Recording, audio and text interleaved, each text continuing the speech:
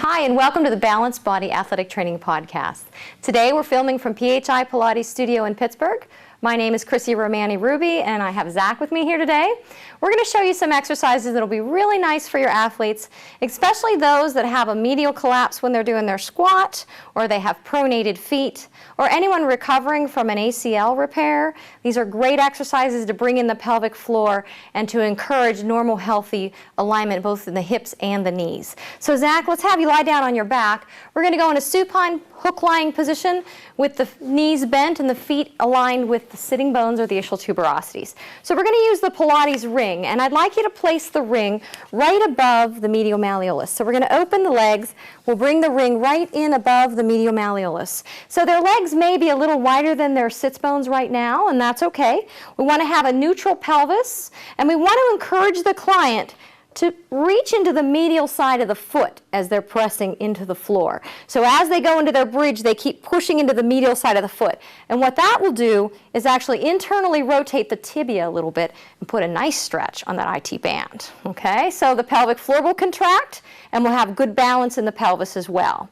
So Zach will begin the motion with an inhale, and on his exhale, you're going to go ahead and reach your sitting bones up towards your knees and start to peel. The kneecaps stay over the second toe, the weight's to the medial side of the foot. At the top, Zach takes an inhale with his ribs in line with his pelvis. On the exhale, the ribs drop, tries to touch the low back with the sitting bones up, and then the last thing, he makes a wrinkle at the bend of his hips. You don't want to forget that last little piece, because when they start the next one, they'll miss their external obliques.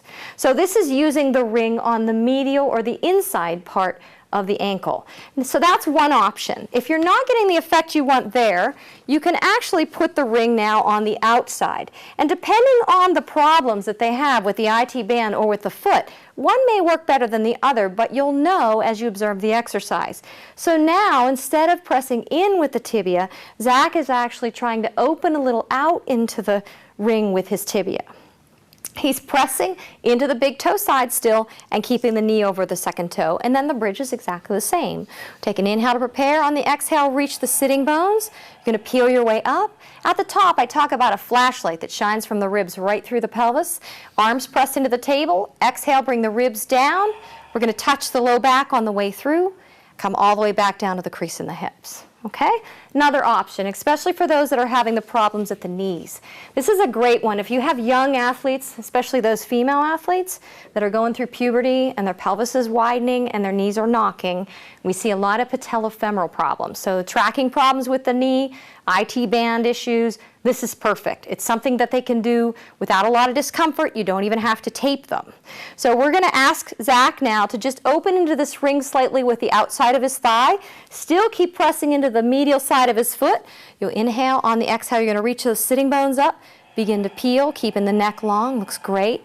And the flashlight shining from the ribs through the pelvis. We inhale. On the exhale, the ribs drop first. The buttock stays tight. We keep the medial side and come all the way back to flat. Great. Okay, you can go ahead and come off the front of the table there, Zach. We're going to show you an exercise now that you can do once they become a little more tolerant, a little more weight-bearing. So let's say you had one of those clients that had the patellofemoral issues. You know they can be extremely sensitive at first, and we need to really start where they're not having any pain. Once that pain begins to go down, we can bring them to a more standing closed chain activity. We're actually going to kind of do a squat from the chair. So I'll give Zach the ring.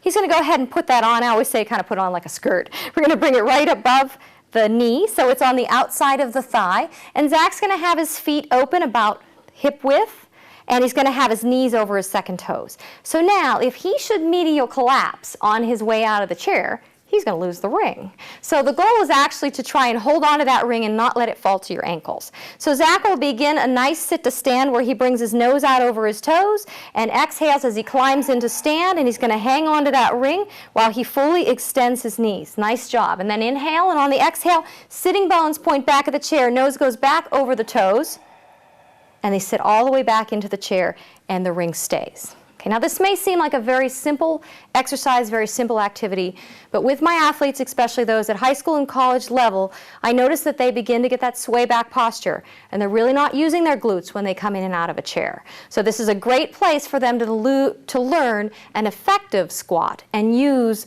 the gluteus maximus the way they should. And we can also work on all of those things that make them collapse at their knees as well. Thank you for joining us today, and I hope to see you for the next podcast.